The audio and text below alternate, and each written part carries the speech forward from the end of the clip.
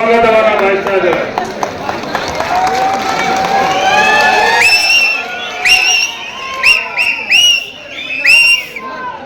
ಅದೇ ರೀತಿ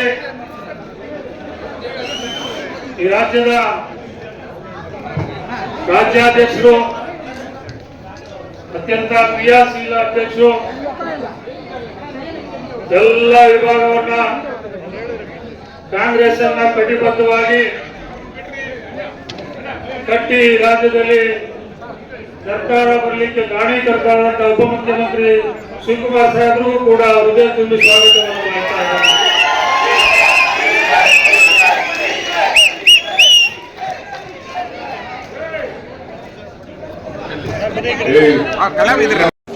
ರಾಜ್ಯ ಪದಾಧಿಕಾರಿಗಳೇ ಮತ್ತೆ ಬಂದಿರ್ತಕ್ಕಂಥ ಎಲ್ಲ ಕಾರ್ಮಿಕ ಬಂಧುಗಳೇ, ವಿಶ್ವ ಕಾರ್ಮಿಕ ದಿನಾಚರಣೆ ಯಾಕೆ ಮಾಡ್ತೀವಿ ಅಂತೇಳಿ ಬಹುಶಃ ತಮ್ಮೆಲ್ಲರಿಗೂ ಗೊತ್ತಿರಬೇಕು. 1886ರಲ್ಲಿ ಅಗಸ್ಟನ್ಸ್ ಪೈ ಅಂತೇಳಿ ಅವರ ನೇತೃತ್ವದಲ್ಲಿ ಸುಮಾರು 8 ಜನ 1886ರಲ್ಲಿ ಏನು ಕಾರ್ಮಿಕರಿಗೆ ಶೋಷಣೆ ನಡೀತಾ ಇತ್ತು, ಸುಮಾರು 14 ಗಂಟೆಗಳು ಹೆಚ್ಚು ದುಡಿಸ್ಕೊತಾ ಇದ್ರು, ಅದನ್ನ ನಿಲ್ಲಿಸಬೇಕು ಅಂತೇಳಿ ಅಮೆರಿಕದ ಚಿಕಾಗೋದಲ್ಲಿ ಪ್ರಾರಂಭ ಮಾಡಿ ದೊಡ್ಡ ಹೋರಾಟವನ್ನು ಮಾಡಿದ್ರು. ಮೊದಲನೇ ದಿನ 40,000 ಜನ ಕಾರ್ಮಿಕರು ಸೇರಿದ್ರು. ಅವತ್ತು ಕೂಡ ಸರ್ಕಾರ ಜಗ್ಲಿಲ್ಲ. ಮೇ 3ನೇ ತಾರೀಕು ಸುಮಾರು 3 ಲಕ್ಷಕ್ಕೂ ಹೆಚ್ಚು ಕಾರ್ಮಿಕರು ಸೇರಿ ದೊಡ್ಡ ಹೋರಾಟವನ್ನ ಪ್ರಾರಂಭ ಮಾಡಿದ್ರು. ಆಗ ಸರ್ಕಾರ ಗೋಲಿಬಾರನ್ನ ಮಾಡಿ ಸುಮಾರು 8 ಜನವನ್ನ ಹತ್ಯೆ ಮಾಡಿತ್ತು. ಅದನ್ನ ನೋಡಿ ಅದನ್ನ ಹತ್ಯೆಯನ್ನ ಮಾಡಿ ಖಂಡಿಸಿ ದೇಶಾದ್ಯಂತ ಇಡೀ ಪ್ರಪಂಚದಲ್ಲಿ ದೊಡ್ಡ ಆಂದೋಲನ ಪ್ರಾರಂಭ ಆಯಿತು.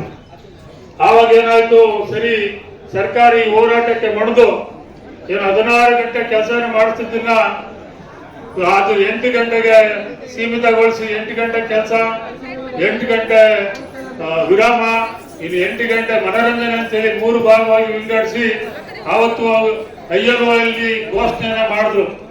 ಆ ಒಂದು ಕಾರ್ಮಿಕ ದಿನಾಚರಣೆಯನ್ನ ಮೇ 1ನೇ ತಾರೀಕು ಇವತ್ತು ಕಾರ್ಮಿಕರ ದಿನಾಚರಣೆ ಅಂತ ವಿಶ್ವ ಅದನ್ನ ಘೋಷಣೆಯನ್ನ ಮಾಡಿದ್ರು. ಅದರ ಪ್ರಯುಕ್ತವಾಗಿ ಇಡೀ ಪ್ರಪಂಚದಲ್ಲಿ ಯಾವ್ದಾದ್ರು ಒಂದು ಹಬ್ಬ ಇದೆ ಇಡೀ ಜಗತ್ತಿಗೆ ಅಂದ್ರೆ ಕಾರ್ಮಿಕರ ಹಬ್ಬ ಒಂದೇ ಒಂದು ಮೇ 1.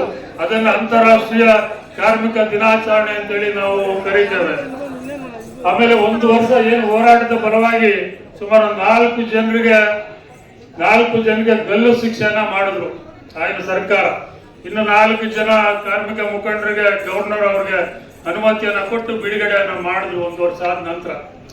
ಇದಾದ್ಮೇಲೆ ಭಾರತದಲ್ಲಿ 1920ರಲ್ಲಿ ಕಾರ್ಮಿಕರಲ್ಲಿ ಲಾಲ್ ಲಜಪತ್ ರಾಯ್ ಅವರ ನೇತೃತ್ವದಲ್ಲಿ ಕಾರ್ಯಕ್ರಮ ಹೋರಾಟ ಪ್ರಾರಂಭ ಆಯಿತು. ಹೋರಾಟದ ಫಲವಾಗಿ ಭಾರತ ದೇಶದಲ್ಲಿ 1923ರಲ್ಲಿ ಈ ಒಂದು ವಿಶ್ವ ಕಾರ್ಮಿಕರ ದಿನಾಚರಣೆಯನ್ನು ಆಚರಣೆ ಮಾಡಬೇಕು ಅಂತೇಳಿ ಘೋಷಣೆಯನ್ನ ಮಾಡಿ ಆವತ್ತಿಂದ ಇವತ್ತವರೆಗೂ ಕೂಡ ವಿಶ್ವ ಕಾರ್ಮಿಕರ ದಿನಾಚರಣೆಯನ್ನ ಮೇ 1 ಅಂತೇಳಿ ನಾವು ಘೋಷಣೆಯನ್ನ ಮಾಡಿ ಹಬ್ಬವನ್ನ ಮಾಡ್ಕೊಂಡು ಬರ್ತಾ ಇದ್ದೇವೆ. ಹಾಗಾಗಿ ಸ್ನೇಹಿತರೆ, ಅನೇಕ 1929ರಿಂದನೂ ಕೂಡ ಏನು ನಮ್ಮ ಸರ್ಕಾರ ಕಾಂಗ್ರೆಸ್ ಸುಮಾರು 44 ಕಾನೂನುಗಳನ್ನ ತಗೊಂಡು ಬಂದಿದೆ. ಎಲ್ಲಾ ಕಾನೂನುಗಳನ್ನ ಕೂಡ ಕಳೆದ 2019ರಲ್ಲಿ ಎಲ್ಲ ಕಾನೂನುಗಳನ್ನು ರದ್ದುಪಡಿಸಿ ಕೇವಲ 4 ಕೋಡ್ಗಳಾಗಿ ಕಾರ್ಮಿಕರ ಮರಣ ಶಾಸನವನ್ನು ಬರೆದು. ಹಾಗಾಗಿ ಇವತ್ತು ಕೇಂದ್ರ ಸರ್ಕಾರದಲ್ಲಿ ನಿರೀಕ್ಷೆ ಮಾಡಬೇಕಾಗಿತ್ತು. ಇವತ್ತು ಬಿಜೆಪಿ ಸರ್ಕಾರ ಎಲ್ಲವನ್ನು ಕೂಡ ಮರಣ ಶಾಸನ ಬರೆದು ಯಾವ ಕಾರ್ಮಿಕನೂ ಕೂಡ ಅಧಿಕೃತವಾಗಿ ಅವನ ರೈಟ್ಸ್ ಅನ್ನ ಫೈಟ್ ಮಾಡ್ಲಿಕ್ಕೆ ಅವಕಾಶ ಇರತಕ್ಕಂಥ ವಾತಾವರಣವನ್ನು ಸೃಷ್ಟಿ ಮಾಡುದು. ನಾವು ಕೂಡ ಹಿಂದೆ ಕೇಂದ್ರ ಸರ್ಕಾರ ನಮ್ಮ ಕಾಂಗ್ರೆಸ್ ಇದ್ದಾಗ, ಸನ್ಮಾನ್ಯ ಮನಮೋಹನ್ ಸಿಂಗ್ ಅವರು ಇದ್ದಾಗ ಪ್ರತಿ ಸಾರಿ ಎಲ್ಲಾ ಕೇಂದ್ರ ಕಾರ್ಮಿಕ ಸಂಘಟನೆಯ ಜೊತೆ ಚರ್ಚೆ ಮಾಡಿ ನಿಮ್ ಸಮಸ್ಯೆ ಏನಿದೆ, ಏನ್ ಪ್ರಾಬ್ಲಮ್ ಇದೆ, ನಿಮ್ ಡಿಮ್ಯಾಂಡ್ಗಳೇನು, ಅದನ್ನೆಲ್ಲವನ್ನು ಸರಿ ಮಾಡ್ತೀವಿ ಅಂತ ಹೇಳಿ ದೇಶದಲ್ಲಿ ವರ್ಷಕ್ಕೆ 1 ದಿನ ಎಲ್ಲ ಮುಖಂಡರನ್ನು ಕರೆದು ಚರ್ಚೆಯನ್ನ ಮಾಡಿ ಕಾರ್ಮಿಕರ ಸಮಸ್ಯೆಯನ್ನು ಬಗೆಹರಿಸತಕ್ಕಂಥ ಪ್ರಾಮಾಣಿಕ ಪ್ರಯತ್ನ ಹಿಂದೆ ಮನಮೋಹನ್ ಸಿಂಗ್ ಅವ್ರ ಕಾಲದಲ್ಲಿ ನಡೀತಾ ಇತ್ತು. ಇವತ್ತು ಕಳೆದ 12 ವರ್ಷದಿಂದನೂ ಕೂಡ ಒಬ್ಬ ಕೇಂದ್ರ ಸರ್ಕಾರದ ಒಬ್ಬ ಕಾರ್ಮಿಕ ಮಂತ್ರಿನೂ ಕೂಡ ಇವತ್ತವರೆಗೂ ಒಬ್ಬ ಕಾರ್ಮಿಕ ನಾಯಕರನ್ನ ಕರೆದು ಮಾತಾಡಿ ಕಾರ್ಮಿಕರ ಇದನ್ನ ಸಮಸ್ಯೆಯನ್ನು ಬಗೆಹರಿಸತಕ್ಕಂಥ ಒಂದು ಸಣ್ಣ ಕೆಲಸವನ್ನು ಕೂಡ ಮಾಡಲೇ ಇಲ್ಲ. ಹಾಗಾಗಿ ಕಾರ್ಮಿಕ ವಿರೋಧಿ ನೀತಿಯನ್ನ ನಾವು ಸಹಿಸಿಕೊಂಡು ಈ ದೇಶದಲ್ಲಿ ಇರಬೇಕಾದ ಪರಿಸ್ಥಿತಿ ಇದೆ. ಹಾಗಾಗಿ ಇದು ನಮ್ಮ ರಾಜ್ಯದಲ್ಲೂ ಕೂಡ ಏನು ನಮ್ಮ ಸರ್ಕಾರ ಬಂದ್ಮೇಲೆ ಅನೇಕ ಯೋಜನೆಗಳನ್ನ ನಮ್ಮ ಸಿದ್ದರಾಮಯ್ಯ ಸಾಹೇಬರು ಡಿ.ಕೆ. ಸಾಹೇಬರ ನೇತೃತ್ವದಲ್ಲಿ ಸುಮಾರು 9 ಕಾನೂನುಗಳನ್ನ ಯೋಜನೆಗಳನ್ನ ತಂದಿದ್ದಾರೆ. ಸಾಮಾಜಿಕ ಭದ್ರತಾ ಮಂಡಳಿ ಅಂತೇಳಿ, ಗಿಗ್ ವರ್ಕರ್ಸ್ ಅಂತೇಳಿ, ಡ್ರೈವರ್ಸ್ಗಳಿಗೆ, ಆಮೇಲೆ ಕಟ್ಟಡ ಕಾರ್ಮಿಕರಿಗೆ, ಆಮೇಲೆ ಆಶಾ ಕಾರ್ಯಕರ್ತರು, ಗಿಗ್ ವರ್ಕರ್ಸ್, ಈ ಅನೇಕ ಯೋಜನೆಗಳನ್ನ ಕಳೆದ 7-8 ವರ್ಷದಿಂದಲೂ ಕೂಡ ಕಾರ್ಯಕ್ರಮವನ್ನ ಮಾಡ್ಕೊಂಡು ಬಂದಿದೆ. ಮೊದಲನೇ ಬಾರಿಗೆ ಯಾರಾದ್ರೂ ಈ ಪೌರ ಕಾರ್ಮಿಕರ ಈ ರಾಜ್ಯದಲ್ಲಿ ಅವ್ರನ್ನ ಪರ್ಮನೆಂಟ್ ಮಾಡಿದ್ದಾರೆ ಅಂದ್ರೆ ಕಾಂಗ್ರೆಸ್ ಸರ್ಕಾರ, ಸನ್ಮಾನ್ಯ ಸಿದ್ದರಾಮಯ್ಯನವರು ಮತ್ತೆ ಶಿವಕುಮಾರ್ ಅವರ ನೇತೃತ್ವದಲ್ಲಿ ಸುಮಾರು 12,600 ಜನನ ಪೌರ ಕಾರ್ಮಿಕರನ್ನ ಈವರೆಗೂ ಕೂಡ ಪರ್ಮನೆಂಟ್ ಮಾಡಿದ್ದಾರೆ. ಹಂತ ಹಂತವಾಗಿ ಮಾಡ್ಕೊಂಡು ಹೋಗ್ತಿದ್ದಾರೆ. ಅವ್ರಿಗೆ ಕನಿಷ್ಠ ವೇತನ ಕೂಡ ಕೊಡ್ತಿರ್ಲಿಲ್ಲ. ಏನ್ ನಮ್ಮ ಸರ್ಕಾರ ಬಂದ್ಮೇಲೆ ಸುಮಾರು 21,000 ಕನಿಷ್ಠ ವೇತನವನ್ನು ಕೂಡ ಕೊಡ್ತಕ್ಕಂಥ ಕೆಲಸವನ್ನ ಮಾಡಿದ್ದಾರೆ. ಇನ್ನು ಮತ್ತೆ ಗಾರ್ಮೆಂಟ್ ವರ್ಕ್ಗಳಿಗೂ ಕೂಡ ವರ್ಕರ್ಸ್ ಏನು ಫ್ರೀಯಾಗಿ ಬಸ್ಸಲ್ಲಿ ಓಡಾಡ್ಲಿ, ಅವ್ರಿಗೆ ಕೆಲಸಕ್ಕೆ ಹೋಗ್ಲಿಕ್ಕೆ ಬರ್ಲಿಕ್ಕೆ ತೊಂದರೆ ಆಗ್ತಾ ಇದೆ ಅಂತೇಳಿ ಏನು ಸನ್ಮಾನ್ಯ ಸಿದ್ದರಾಮಯ್ಯನವರು ಶಿವಕುಮಾರ್ ಸಾಹೇಬರು ಕೂತು ಅವ್ರಿಗೆ ಅಟ್ಲೀಸ್ಟ್ ಬರ್ತಕ್ಕಂಥ ಸಂಬಳದಲ್ಲಿ ಇವನ್ನೆಲ್ಲ ನೀಗ್ಲೆ ಮಾಡ್ಲಿಕ್ಕೆ ಸಾಧ್ಯ ಇಲ್ಲ ಅಂತೇಳಿ ಅವ್ರಿಗೆ ಫ್ರೀಯಾಗಿ ಬಸ್ನಲ್ಲಿ ಓಡಾಡ್ತಕ್ಕಂಥ ಕೆಲಸವನ್ನು ಕೂಡ ಮಾಡಿದ್ದಾರೆ. ಜೊತೆಯಲ್ಲಿ ಏನು ಗ್ಯಾರಂಟಿ ಏನು 2,000 ರೂಪಾಯಿ ಅವ್ರ ಅಕೌಂಟ್ಗೆ ನೇರವಾಗಿ 60,000 ಕೋಟಿ ಯಾವುದೇ ಮಧ್ಯವರ್ತಿ ಇಲ್ಲದೆ ನೇರವಾಗಿ ಅವರಿಗೆ ಪಾವತಿ ಮಾಡ್ತಕ್ಕಂಥ ಕೆಲಸವನ್ನ ನಮ್ಮ ಸರ್ಕಾರ ಸನ್ಮಾನ್ಯ ಸಿದ್ದರಾಮಯ್ಯನವರು ಶಿವಕುಮಾರ್ ಸಾಹೇಬರು ಅದನ್ನ ಇಂಪ್ಲಿಮೆಂಟ್ ಮಾಡ್ತಕ್ಕಂಥ ಕೆಲಸವನ್ನು ಕೂಡ ಸನ್ಮಾನ್ಯ ರೇವಣ್ಣ ಸಾಹೇಬರು ಮಾಡ್ತಾ ಇದ್ದಾರೆ. ಅನೇಕ ಕಾರ್ಯಕ್ರಮಗಳನ್ನ ಯಾವತ್ತೂ ಕೂಡ ಬಡವರ ಜೊತೆ ಕಾಂಗ್ರೆಸ್ ಸರ್ಕಾರ ಯಾವತ್ತೂ ಚೆಲ್ಲಾಟ ಆಡ್ಲೇ ಇಲ್ಲ. ಏನು 5 ಗ್ಯಾರಂಟಿಯನ್ನ ಕೊಟ್ಟಿದಾರಲ್ಲ, ಯಾವುದೇ ಸಭ್ಯ ಸರ್ಕಾರ ಈ ರಾಜ್ಯದ ಜನರು ಸಂಕಷ್ಟದಲ್ಲಿದ್ದಾಗ ಅವ್ರ ಆರ್ಥಿಕವಾಗಿ ಅವ್ರ ಪರವಾಗಿರ್ಬೇಕು ಅಂತೇಳಿ ಏನ್ ತಾಯಂದಿರಿಗೆ 2,000 ರೂಪಾಯಿ ಮೊದಲನೇ ಒಂದು ತಿಂಗಳಲ್ಲಿ ಮೊದಲನೇ ದಿನ ಬಂದ್ರೆ ಅವ್ರಿಗೆ ಅಟ್ಲೀಸ್ಟ್ ಕಾಯಿ ಕರ್ಪೂರ ಅವೆಲ್ಲವನ್ನು ಬಳಸ್ಕೊಂಡು ಸುಗಮವಾಗಿ ಅವರು ಜೀವನ ನಡೆಸಬಹುದು ಅಂತೇಳಿ ಸಂಕಟದಲ್ಲಿದ್ದಾರೆ ಅಂತೇಳಿ ಸಣ್ಣ ಆರ್ಥಿಕ ಸಹಾಯವನ್ನು ಕೂಡ ಮಾಡ್ತಾ ಇದ್ದಾರೆ. ಕನಿಷ್ಠ ಒಂದು 7,000 ರಿಂದ 8,000 ರೂಪಾಯಿ ತಿಂಗಳಿಗೆ ಅವರು ಲಾಭ ಪಡಿತಕ್ಕಂಥ ಕೆಲಸವನ್ನು ಕೂಡ ನಮ್ಮ ಸರ್ಕಾರ ಮಾಡಿದೆ. ಅನೇಕ ರೂರಲ್ ಇರ್ತಕ್ಕಂಥ ನಮ್ಮ ಹೆಣ್ಮಕ್ಳು ಸುಮಾರು ಹೆಣ್ಮಕ್ಳು ಬೆಂಗಳೂರು ನಗರವನ್ನೇ ನೋಡ್ತಿರ್ತಕ್ಕಂಥ ಅನೇಕ ಹೆಣ್ಮಕ್ಳು ಕೂಡ ಇದ್ರು. ಅವರು ಕೂಡ ಯಾರನ್ನ ಕೂಡ ನಂಬದೇನೆ ಉಚಿತವಾಗಿ ಬಂದು ಎಲ್ಲವೂ ಕೂಡ ಎಲ್ಲ ದೇವಸ್ಥಾನಗಳ ಧಾರ್ಮಿಕ ಸ್ಥಳಗಳೆಲ್ಲ ಹೋಗಿ ಅವರೆಲ್ಲವೂ ಕೂಡ ಸಮೃದ್ಧಿಯಾಗಿ ನಾಡಿನಲ್ಲಿ ಬೆಳೀಲಿ, ಸ್ವಾವಲಂಬಿಯಾಗಿ ಹೆಣ್ಮಕ್ಳು ಬೆಳೀಲಿ ಅಂತೇಳಿ ಅನೇಕ ಕಾರ್ಯಕ್ರಮಗಳನ್ನು ಮಾಡಿದ್ದಾರೆ. ಹಾಗಾಗಿ ಮಾನ್ಯರೇ, ಇವತ್ತು ಕೂಡ ನಮ್ಮ ಪಕ್ಷದಲ್ಲಿ ಅನೇಕ ಜನಪರವಾದಂತಹ ಅನೇಕ ಕಾರ್ಯಕ್ರಮಗಳು ಬಂದಿದೆ. ಏನು ಪಕ್ಷವನ್ನ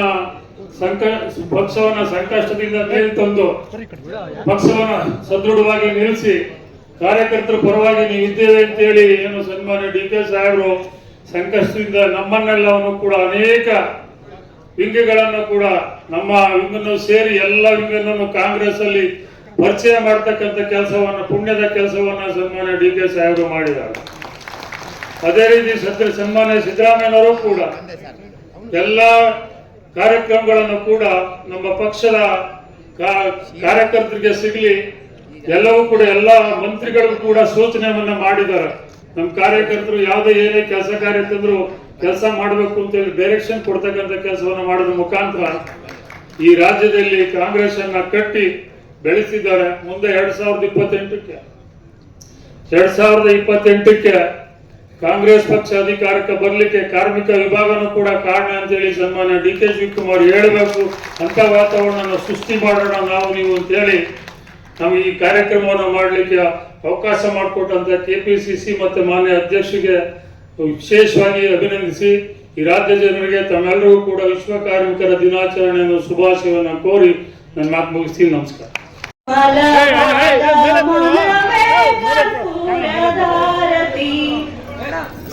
ಜ್ಞಾನಪೂರ್ಣಂ ಜಗಂ ಜ್ಯೋತಿ ನಿರ್ಮಲವಾದ ಮನವೇ ಕರ್ಪೂರದಾರತಿ ಅನುದಿನವೂ ಗುರುವಿನ ಅನುರಾಗದ ಭಕ್ತಿಯಲ್ಲಿ ಅನುದಿನವೂ ಗುರುವಿನ ಅನುರಾಗದ ಭಕ್ತಿಯಲ್ಲಿ ಜನನ ಮರಣ ರಹಿತ ಜಂಗಮಗೆ ಬೆಳಗಿರೆ ಜ್ಞಾನಪೂರ್ಣ ಜಗಂ ಜ್ಯೋತಿ ನಿರ್ಮಲವಾದ ಮನವೇ ಕರ್ಪೂರದಾರತಿ ಜ್ಞಾನಪೂರ್ಣಂ ಜಗಂ ಜ್ಯೋತಿ ನಿರ್ಮಲವಾದ ಮನವೇ ಕರ್ಪೂರದಾರತಿ ಚಪ್ಪಲಿ ಜ್ಞಾನಪೂರ್ಣಂ ಜಗಂ ಜ್ಯೋತಿ ನಿರ್ಮಲವಾದ ಮನವೇ